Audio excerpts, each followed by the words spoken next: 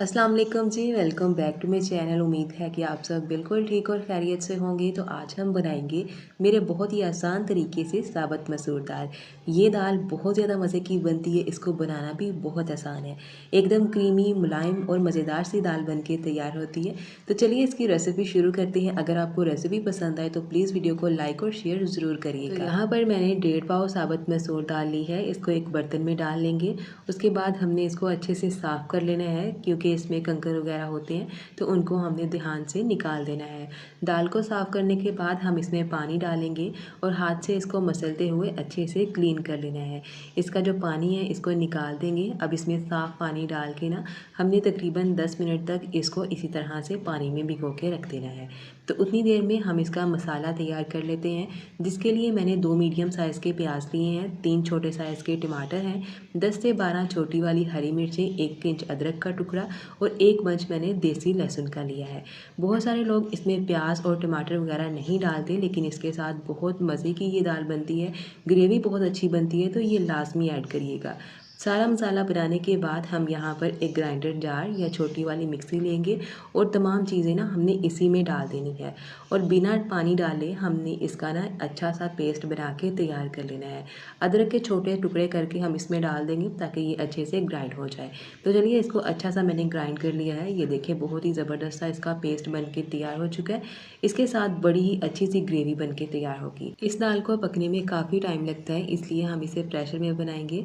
तो थोड़ा सा ऑयल डाल के मैंने इसमें ग्राइंड किया हुआ मसाला डाल दिया है। अब इस मसाले की तकरीबन 2 से 3 मिनट तक हमने भुनाई कर लेनी है, ताकि तमाम मसालों का जो कच्चापन है ना वो अच्छी तरह से ख़त्म हो जाए। तो मैं इस तरीके से ये दाल बनाती हूँ, जो कि बहुत ही टेस्टी बनती है और बनाना भी बहुत आसान है। जब मसाले की भुनाई हो जाएगी तब हम इसमें पानी डाल देंगे। तो 1.5 पाव दाल के लिए मैंने यहाँ पर 1.5 लीटर से थोड़ा सा ज़्यादा पानी इस्तेमाल किया है। अब इसमें भिगोई हुई दाल डाल देंगे, साथ ही इसमें डालेंगे मसाले। आधा छोटा चम्मच हल्दी पाउडर, 1 छोटा चम्मच पिसा हुआ धनिया, आधा छोटा चम्मच गरम मसाला, 1 छोटा चम्मच हम इसमें पिसी हुई लाल मिर्च डालेंगे और 1 छोटा चम्मच हम इसमें कुटी हुई लाल मिर्च डालेंगे। साथ ही हम इसमें डाल देंगे टेस्ट के अकॉर्डिंग नमक और इसको क्रीमी और मज़ेदार बनाने के लिए हम इसमें डाल देंगे 1 गिलास दूध। अगर आप इसको बहुत ज़्यादा क्रीमी बनाना चाहते हैं तो दूध की आप मलाई भी इसमें डाल सकते हैं। तो तमाम चीज़ें डालने के बाद हमने चम्मच से ना इसको अच्छी तरह से मिक्स कर लेना है, ताकि तमाम मसाले वगैरह ना मिक्स हो जाए इसमें। अब प्रेशर को बंद कर देंगे, सीटी लगा देंगे इसे तकरीबन 15 मिनट के लिए। लो मीडियम फ्लेम पर हमने इसको 15 मिनट तक पकाना है। इतनी देर में दाल हमारी अच्छे से पककर तैयार हो जाएगी।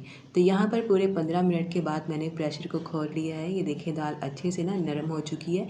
एक बार इसको मिक्स कर लेंगे और इसमें अभी थोड़ा सा पानी मौजूद है, तो यहाँ पर मैं आपको दिखा देती हूँ कि जो दाल है हमारी वो अच्छे से सॉफ्ट हो चुकी है। यानी कि इस तरह से हमने इसको गलाना है। ये देखिए इस तरह से। अब इसके नीचे दोबारा से फ्लेम को ऑन करेंगे और बिल्कुल लो फ्लेम पर हमने तकरीबन 5 मिनट तक ना इसको पकाना है, ताकि जो इसका एक्स्ट्रा पानी है ना वो भी ड्राई हो जाए। बहुत ज़्यादा पानी को ड्राई नहीं करना, लेकिन जो ज़्यादा पानी है इसमें उसको ड्राई कर लेंगे। नमक मुझे इसमें थोड़ा सा कम लग रहा था, तो मैंने इसमें नमक थोड़ा और डाल लिया है। अब इसको इसी तरह से पकने देंगे और इसका मज़ेदार सा तड़का तैयार कर लेंगे। तो यहाँ पर तड़का तैयार करने के लिए एक पैन में मैंने 1 बड़ा चम्मच ऑयल का अच्छे से गर्म कर लिया है। जैसे ऑयल गर्म हो जाएगा इसमें हम लहसुन डाल देंगे। तो मैंने आधा पंच लहसुन का लिया है, देसी लहसुन का इस्तेमाल कर रही हूँ। साथ ही इसमें डाल देंगे 2 से 3 साबुत हरी मिर्चें। हरी मिर्चों का भी बहुत ही अच्छा स्वाद आता है तड़के में। तो कोई भी दाल हो ना, आप उसको सिंपल लहसुन का तड़का लगाएं, दाल बहुत ही टेस्टी बनती है।